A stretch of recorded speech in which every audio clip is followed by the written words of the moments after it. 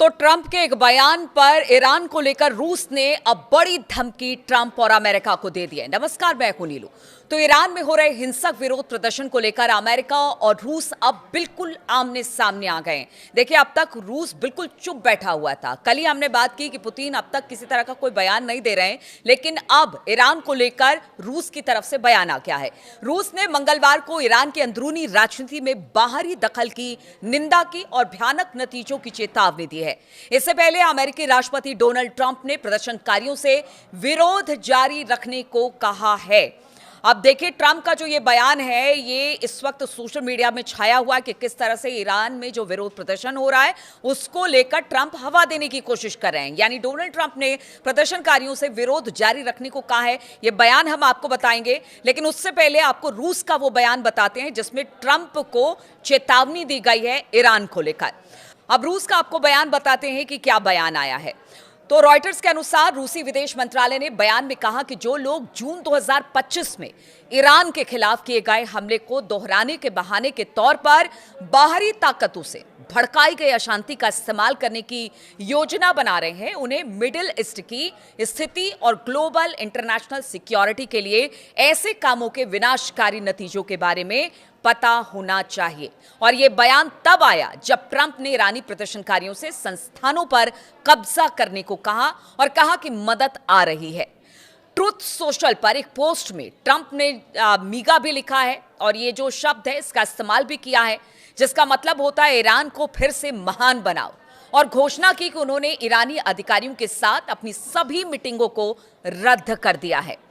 Trump ने क्या कहा उससे पहले आपको बताते हैं। जो रूस का बयान है वो उस 12 दिनों के युद्ध को लेकर है जिसमें कोशिश की गई थी कि ईरान में अमेरिका की तरफ से जो हमला किया गया और इजराइल और अमेरिका ने जो हमला किया उसमें जो नुकसान पहुंचा, उसके बाद ईरान ने भी उसका करारा जवाब दिया, जिसका नुकसान आज भी इजराइल भुगत रहा है। और उसको लेकर वो अभी डर रहा है कि अगर ये युद्ध होता है या ट्रंप किसी तरह का हमला ईरान पर करते हैं तो सबसे पहले अगर जो हमला होगा वो इजराइल पर भी होगा और इजराइल को इसको भुगतना पड़ेगा।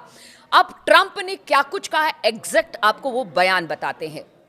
तो ट्रंप ने एक पोस्ट में कहा अपने सोशल मीडिया ट्रुथ पर, ईरानी देशभक्तों विरोध जारी रखो, अपनी संस्थाओं पर कब्जा करो, हत्यारों और दुर्व्यवहार करने वालों के नाम याद रखो, उन्होंने इसकी बड़ी कीमत चुकानी पड़ेगी।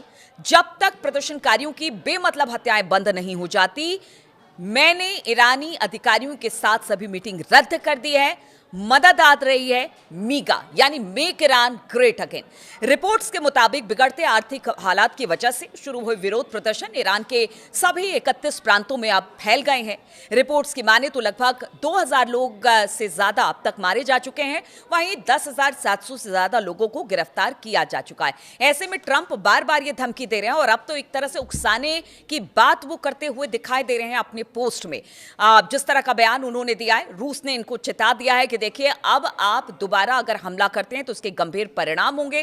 पहले हमने बताया कि किस तरह से रूस, चीन और साथ ही साथ जो उत्तर कोरिया है वो सब इस वक्त ईरान के साथ खड़े हैं। और अगर किसी तरह से हमला होता है, क्योंकि देखिए व्हाइट हाउस के एक प्रेस कॉन्फ्रेंस हुई और उसमें जो व्हाइट हाउस की प्रवक्ता थी उन्होंने कहा कि देखिए, अमेरिका अपनी तरफ से ईरान के लिए तमाम विकल्पों को खुला रखे हुए है, बातचीत का रास्ता भी अख्तियार कर रहा है, लेकिन अगर बम गिराने या हवाई हमला करने की बात होती है तो वो भी एक विकल्प के तौर पर अमेरिका की तरफ से ईरान को लेकर देखा जा रहा है। अब एक तरफ बातचीत की बात कर रहे हैं, फिर कह रहे हैं कि तमाम बातचीत रद्द हो गई है, दूसरी तरफ हमले की तैयारी है। कतर में जिस तरह से हमने आपको बताया था कि वहां पर B-2 बॉम्बर पहुंच चुके हैं, इधर ईरान ने भी साफ चेता दिया है क्योंकि जिस तरह की धमकी ट्रंप की तरफ से और उकसावे की राजनीति ट्रंप की तरफ से की जा रही है ईरान को लेकर, उसको लेकर अब ईरान की तरफ से साफ तौर से कह दिया गया है कि हमारी लंबी दूरी की जो मिसाइलें हैं वो तैनात है और इस बार जहां जहां अमेरिका ने अपने एयरबेस मिडिल ईस्ट में बनाए हैं वो सभी हमारे टारगेट पर हैं।